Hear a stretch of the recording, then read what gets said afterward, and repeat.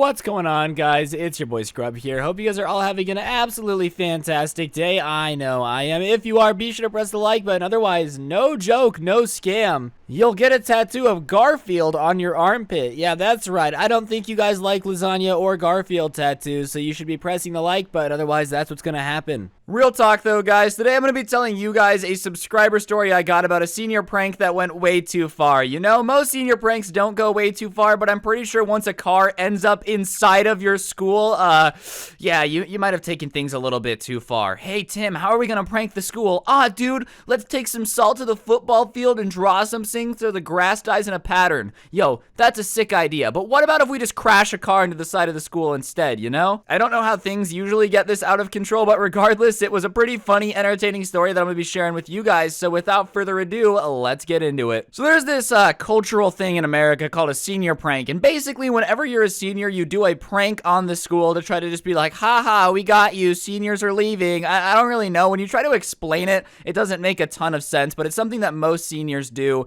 in every high school across the country towards the end of people's senior year. And for the most part, senior pranks are relatively tame. You know, you fill the halls with cups of water so it takes forever to clean up. You park your cars in like the teacher's parking lot just to cause confusion. You don't usually do anything insanely destructive. And apparently this person was talking to the rest of their friends during their senior year and were like, yo, we gotta do something fun, let's do a senior prank. And one of their friends in the group decided that they were going to take apart a car and then rebuild it inside of the school. Which sounds like a massive pain in the butt, okay? Like, call me crazy here, but I imagine taking apart a car piece by piece and then reassembling it inside of a building definitely takes a lot of effort. Way too much effort than I'm willing to put into a prank, you know? But good for you for doing what you gotta do to get that reputation as a swag lord prankster. So they all agree that it's a good idea to get a car inside the school. So one day they go on Craigslist and they buy this cheap beater car that like it doesn't really matter if it runs or not. They're really just gonna get it to the school, take it apart and rebuild it inside the library so that way the next day the librarian's like, oh my god, how did a Kia Optima end up inside here? Bumblebee, is that you? And then it's gonna transform into a Decepticon and just destroy everything. I stayed up way too late watching Transformers yesterday, so I'm afraid of cars. Like, I was driving down the road today and I saw a yellow Camaro and I was like, oh my god, it's Bumblebee. I bet you the Decepticons are near. So regardless, they are confident that they're somehow going to be able to take apart a car piece by piece and reassemble it in the small 4-hour window they have between when the night crew at the school leaves and when the morning crew shows up. So the day comes where they're supposed to get in their prank, and there's a group of probably 6 people, and an important character, that's name you gotta remember, is a kid named Liam. And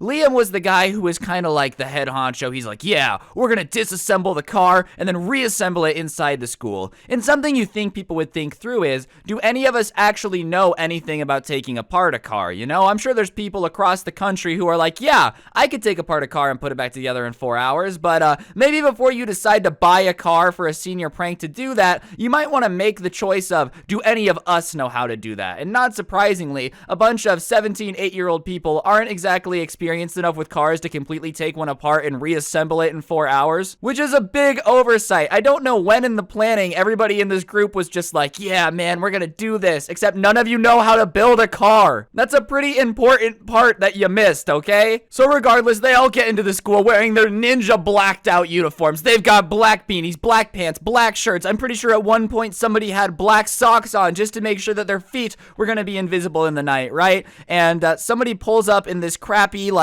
2002 Hyundai whatever. I don't really know what the car was, but basically it's just like an old car that they sniped on Craigslist for as cheap as humanly possible. And the 10 of them start kind of like looking at this car. And at this point, they all kind of realize, oh my god, we don't know how to take apart a car. So Liam, the leader of the group, and everybody else starts brainstorming about how they're going to get it into the library. And I guess where the library was located was the wall of the library was right out against the outside of the parking lot. So basically, they're on one side of the wall arguing about the fact that nobody realized that they didn't know how to take apart a car, while the library's on the other side of the wall. And so Liam's like, all right, let me go into the library and see what's up, and you know, we'll just see what's going on. And obviously everybody thought that since Liam was the leader, he had planned everything super thoroughly. So he starts walking towards the school, turns around and goes, okay, so how are we gonna get into the school? Not only did they not plan on how to take apart the car, right, but on top of that, they didn't think about getting into the school. They just thought the school school doors are going to be wide open at 2 a.m. like when nobody else was there. So at this point, they realize that their prank is probably going to be a bust, and they start to get annoyed, and people start kind of trying like to blame Liam a little bit because they're like, well, you were supposed to organize everything. Now we're here in the middle of the night. We don't know how to get into the library. You didn't think about the fact that we actually had to take apart the car and have somebody that knew what they were doing. Everybody's getting mad at Liam because he's the head honcho that planned the whole thing. Which is kind of BS, bro. It's not really Liam's fault. But I guess Liam the entire time was being extremely confident and was like, yeah, this is going to be the greatest senior prank ever. I've been thinking of this idea for a while. And I mean, if you've been thinking of an idea for a while, you might want to have a more thorough plan in place than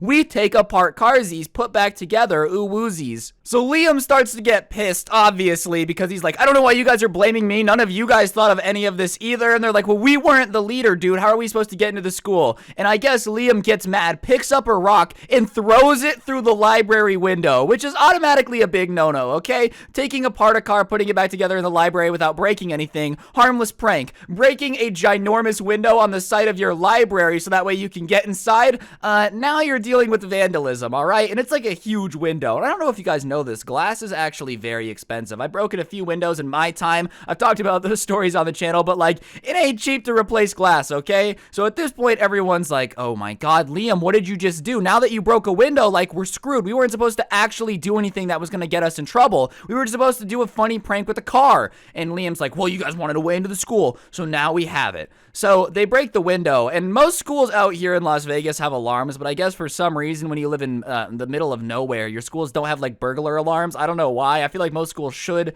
have alarms, but I guess no alarm went off on the window. So they crawl through this broken window and unlock the doors and start to just like try to push the car into the library, right? So they start to push the car, and they probably get right up near the wall of where the library is, you know? And there's these double doors on the outside wall of the library. So, like, the way you could do it is you could go into the parking lot from the library because there was these big double doors and they'd open them, but the car obviously isn't going to fit through double doors. It's not every day in traffic where you're like, ugh, if only there was a set of double doors that my car could easily fit through. Like, cars just don't fit through double doors very well. But at this point, the entire group is committed. Liam's hucked a rock through a window. Everybody else is pissed at the idea. They want to get it done because they're like, well, if I'm going to get in trouble, I might as well make sure the prank gets done. Except the car's now not fitting through the double doors. So once again, everybody starts screaming at Liam like, dude, now you broke a window and the car's not gonna fit. Fantastic. Like, this is a bust. We're gonna get in so much trouble. We're not gonna get a walk at graduation. Everybody's pissed at Liam. And I mean, rightfully so, bro. Like, I at first, I was a little sus about the fact that everybody was blaming you. But the second you throw a rock through the window that probably cost like $2,000 to replace and everybody around you didn't want to break the window in the first place, but now everybody's implicated, you kind of deserve to get blamed if things start to go wrong. I ain't gonna cap, right? And I guess this sends Liam on a little bit of a psychotic break because what happens next is even further than him just throwing a rock through the window. But speaking of psychotic breaks, ladies and gentlemen, you should all head over to gfuel.com and purchase some G Fuel using code Scrubby. It is 30% off, which is, wow, a fantastic amount. I can't promise much, but I promise that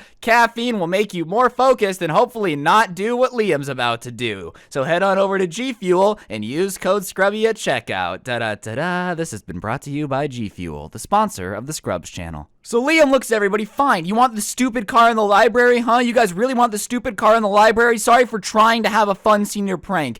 Gets in the car, turns it on, pops it in reverse, and then drives towards the wall and just plows through the wall in the car. And everybody else in the group is like, oh my God, what did you just do? We were supposed to put the car in the library and be harmless. Now we've shattered a window, and now our entire library looks like a LA like freeway parking lot at 3 in the morning, bruh. He literally drove the car through the wall of the school. Bricks are flying everywhere. The car's like halfway in. It obviously doesn't get all the way in through the brick wall, but hey, there's definitely a car in the library now, and everybody is just kind of sitting there, and Liam gets out. He goes, there, is that what you wanted? The car's in the library. Are you guys happy now? Sorry for messing up the plan. I hope you guys like what you did. Look, you got the car in the library. So everybody at this point is screaming at Liam, what did you just do? Do you have any idea what you just did? Like, now, even if we get caught, we're screwed. Now we have to keep it a secret. Before, it was like, if they found out we took apart a car and put it back together in the library, nobody cares. But you just crashed a car into our school, dude. What are you doing? And he goes, well, you guys were complicit. I have, I have text messages of the group planning to do it, so you guys better not snitch on me, because I guess Liam kind of realized that the group could have just snitched him out and gotten in less trouble, so he kind of blackmails everybody into, we're all in this together, which is a really messed up way of doing things, okay? That's the equivalent of making your boys be like, yeah, I'll be loyal to the very end, and then, like, stealing a helicopter and, guilt tripping them. Well, you did say I'd be loyal to the end. Like, bruh, obviously things change once you crash a car into the side of your school building, all right? Like, things get really different at that point. So they basically leave as fast as possible, but one giant mistake that they made is they thought it would be funnier if once the car was in the library, it said the class on it, so that way everybody knew it was a senior prank. So they had written class of blah blah blah on the back of the car, right? Which is a really small brain idea. Like, yes, let's let everybody know to only investigate the small amount of seniors that live in our town for how a car got crashed into the side of the library. Liam, you're a big brain, bro. Not only did you crash a car to the side of the library, you also decided to leave a little note saying, I love chocolate milk and I'm a senior, so they narrowed it down to like 6 people, bro. Way to go. So they go home, but they live in a small town in the middle of America, so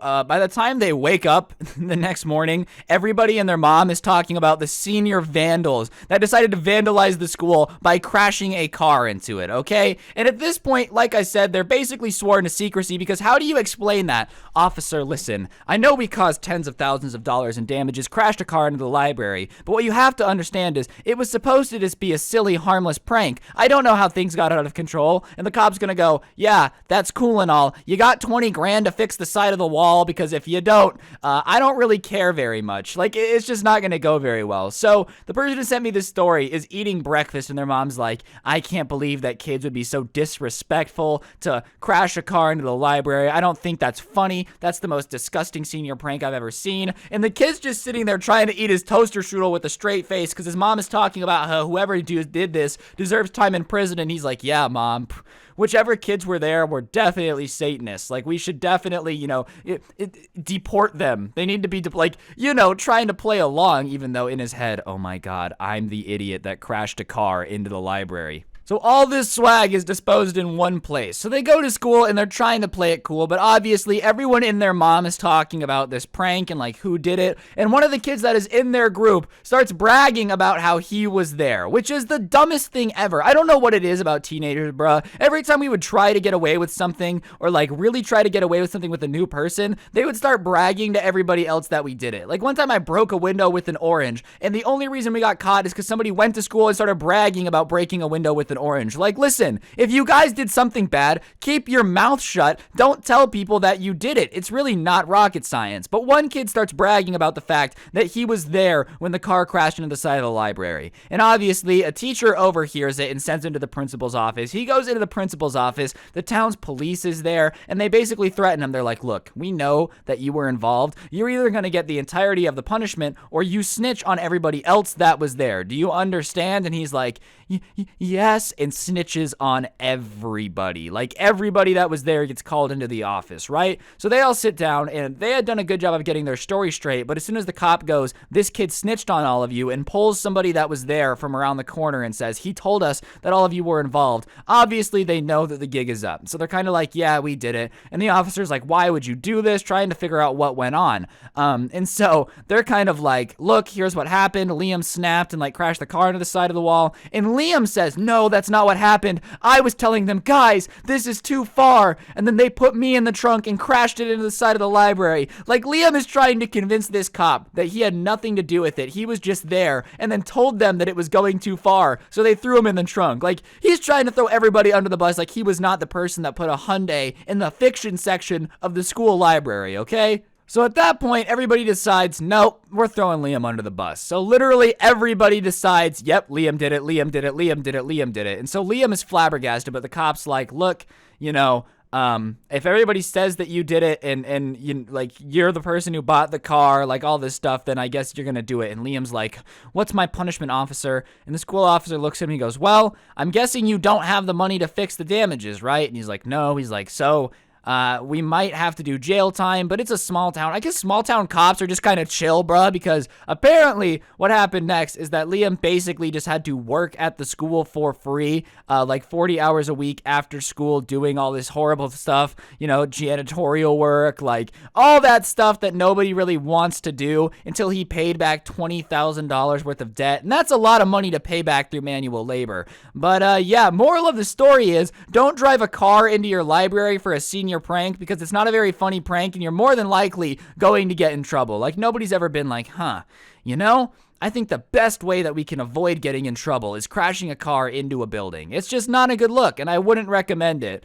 But on that note, guys, that's going to do it for the video. Liam, if you're watching this, man, I hope things worked out. I'm sure you had to work a lot of long hours and learned your lesson. Maybe next time, don't crash cars into buildings. Don't get anyone pregnant. If you do, make sure they're hot. You guys might want to cop some merch. The Sorry Karen merch, I think I'm going to get rid of at the end of November. So if you haven't got yours yet, you might want to go cop it. If not, that's fine too. If you're new, subscribe, turn on notifications. Today's notification shout out goes to the always handsome, occasionally lovely, and also just so swagged, so much swag, Madeline Black. Big shout out to you for having on notifications. I really do appreciate it. If you want a notification shout out, turn on notifications, send a screenshot to my Instagram at Scrubby, which you should also follow. And yeah, on that note, I'll see you guys tomorrow with another video. I have a special surprise for all you swag lords. It should be done either tomorrow or the next day. Don't get anyone pregnant. If you do, make sure they're hot. And I'll see you guys next time. I am out in 3, 2, 1, peace.